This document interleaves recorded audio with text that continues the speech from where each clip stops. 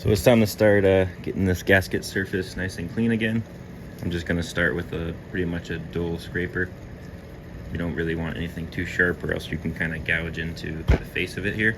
Just gonna use some lubricating oil just to kind of loosen up whatever's on there. WD-40 is ideal, but this is all I have right now. So I'm gonna get to it, get this surface all cleaned up, get it looking good again. Hopefully the head isn't warped. We're gonna do some testing after I get it cleaned.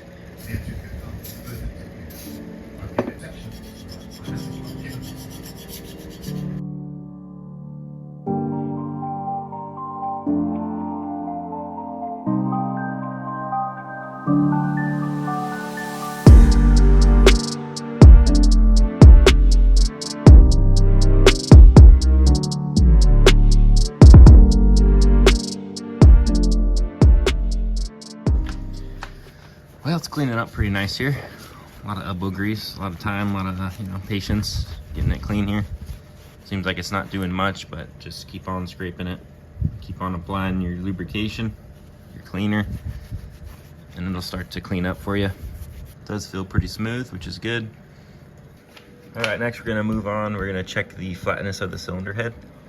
This is your service limit for your cylinder clearance, which is 3/1000ths of an inch. Basically, all you're gonna need is a flat edge, straight edge. I'm gonna use this more solid one, as long as it can go across the whole gasket surface. And we're also gonna need a set of feeler gauges. These ones have been through the ringer, but they still work, still do the job. So we got our surface all nice and cleaned up, wiped down.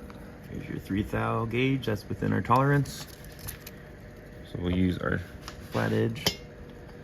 Get a good angle here, so basically just hold it as flat as you can and try and fit your feeler gauge underneath.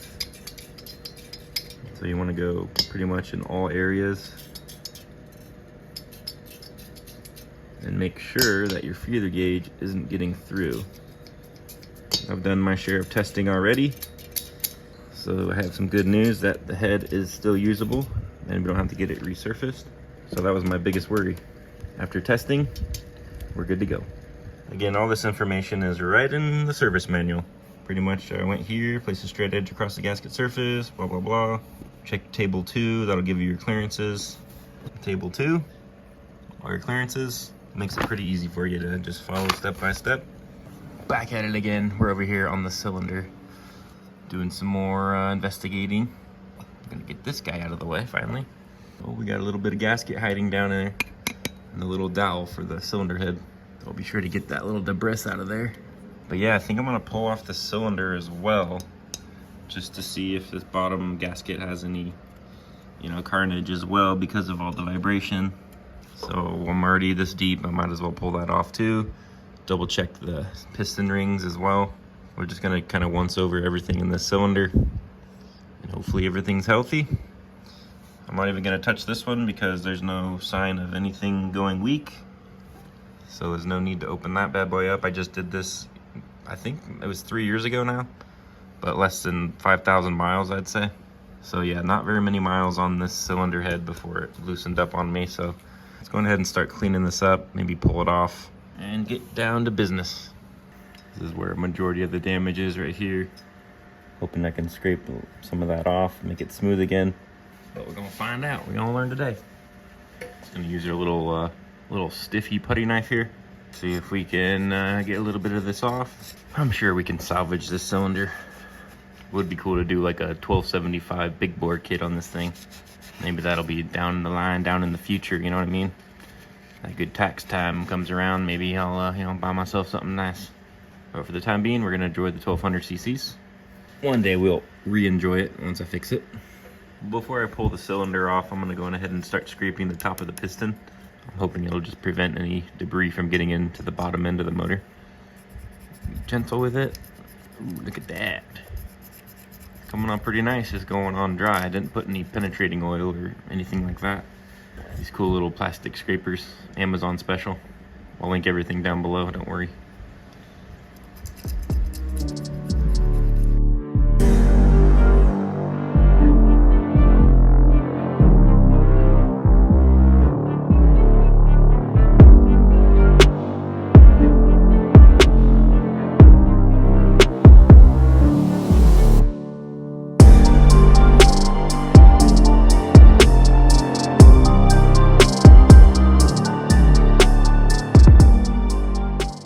Okay, same thing we did with the cylinder head. We're gonna check to see if it's flat all the way around using our straight edge and our 3 thou feeler gauge. So we're gonna go around all the surfaces, all the angles, all the rotation, any which way to try to get that feeler gauge to fit underneath. So we're hoping everything's tight all the way around. I think it's easier to do it while it's still on the bike. That way the cylinder isn't moving around. I'm gonna try to go by the area that has the most damage. See if it'll slide under there.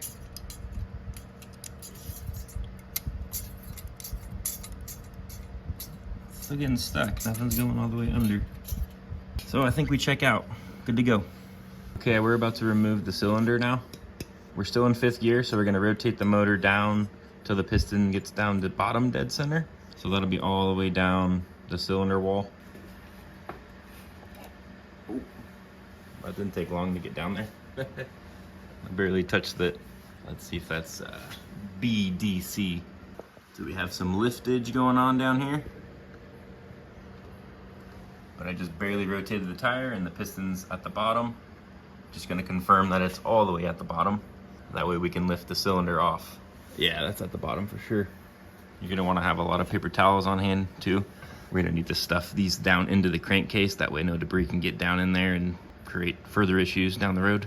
Now let's attempt to lift it off and not hurt it at all, hopefully. Here it goes, nothing. Pull it straight up, gently. Gotta get it outside of the piston rings. Need a tight fit. It's coming though. So I'm gonna take my fingers and kind of support the piston as I pull it out. We're almost out. It's definitely not at bottom center anymore, but that's all right. We're free. I'm supporting the piston with my finger. I'm gently gonna rest it against the studs. Let's get this cylinder onto the table. So if you guys never seen inside of a crankcase before, this is inside of my crankcase. See our piston here with all those rings, oil control ring and all those other rings on there. A little bit of residue in there, a little bit of gunk right there.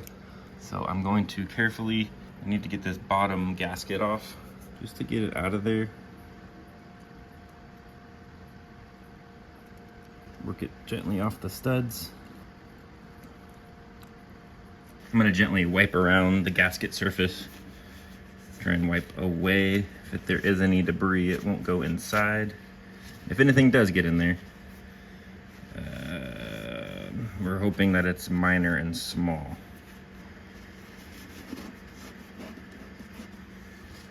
Now I'm stuffing some paper towels down in there.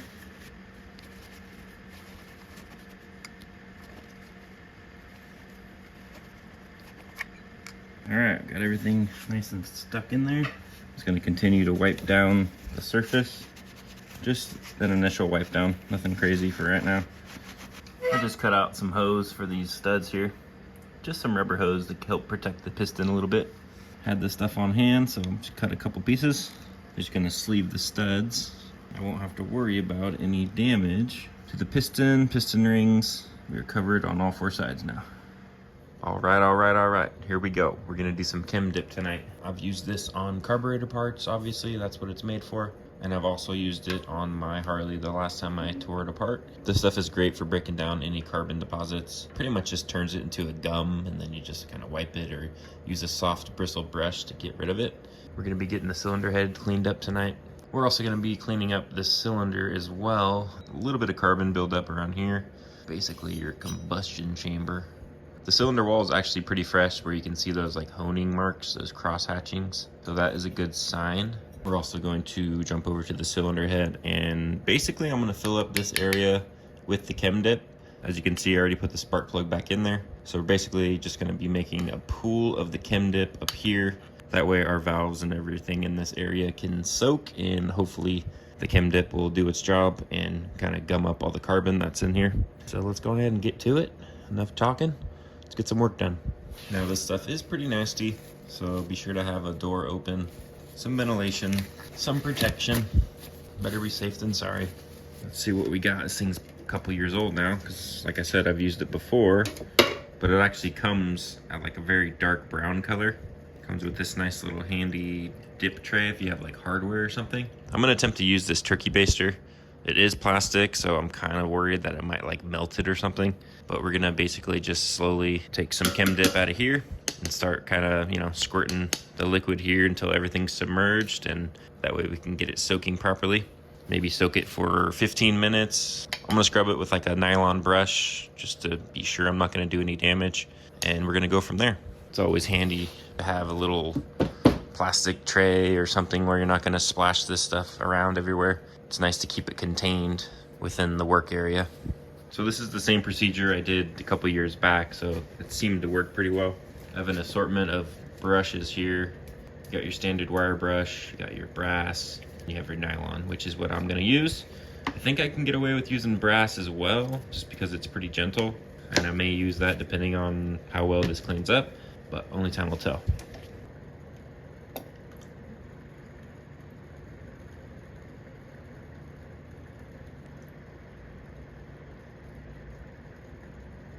At this point, you would want your valves to be seated very nicely.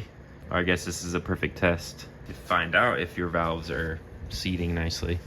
This liquid would, whoops, our chem dip would get through. So it looks like it's holding so far. And we're just gonna let it sit 15 minutes, see what it can break up, and we'll get back to you in a moment. About 15 minutes have elapsed. We're gonna pop open the chem dip, suck out the rest of that, can expose the breakdown hopefully. See if anything has broken down. It's only 15 minutes, it says 15 to 30 minutes. We'll give it a little bit of a scrub here. I've left this soaking overnight before. I believe it broke it down a little better. I think that I see some progress. Just gonna use a paper towel and kind of wipe it up. Let's see if it cleans up any better. I'll just wipe that surface area up. So I think I'm gonna let this soak overnight and see what it can do for us. They definitely do not recommend using Scotch-Brite, specifically on the gasket surface up here. So yeah, I used that stuff before. I'm gonna fill this back up, allow it to soak overnight, and we will visit you guys in the morning. All right, it's the next day, just got home from work. Just gonna start scrubbing the area with my little nylon brush, see if anything else kind of breaks down and comes off. Definitely coming off. See the before, a little bit of the after scrubbing it with the nylon brush. So it is doing some stuff. It's doing the things it's supposed to do, so that's good news. I'm gonna continue to kind of brush it and see how well it can clean up here. Should be a little bit cleaner from when I started.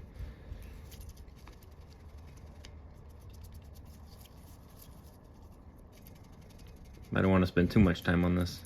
Turkey baster didn't melt at all, so that's good. A little courtesy wipe here. All right, we got the cylinder head cleaned up pretty well. There's still some stubborn areas where the carbon decided to still stick on there, but I'm not gonna really, lose sleep over it as long as the valve seats look pretty clean. And again, I did this a couple years back, and I'm not really trying to get it spotless this time around. Just trying to place my head gasket, that's all. So yeah, I'm satisfied with this so far. We're gonna leave this as is for now. I'm gonna bring my attention over to the cylinder, get rid of some of this carbon buildup around the rim. I'm just gonna put the cylinder head down here gently. Then I'm gonna submerge it with the chem dip just above where I see that carbon. All right, just like that, it's the next day. I started feeling a little queasy, a little dizzy last night, so I decided not to, check in on the carbon buildup. I decided to let it go a whole night, and then I'm revisiting it today. Let's do this without making a huge mess, hopefully. Put it back here, let it drip on the paper towel. We can do some examinations. See how easily it comes off, just with a little thumb wipe. Wow, that's actually pretty surprising. But is it? It was in there all night and all day. Just a little rubbing and it comes right off. So I'm gonna get a rag and start wiping down the perimeter here, getting all that carbon off.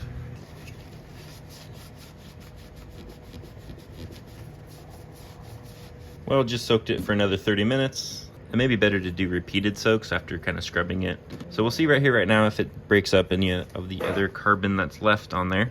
And if not, it's gonna be as good as it's gonna get. Please break it up, please break it up. Clean up, everybody clean up. So that pesky spot. See if my little plastic razor will take off any.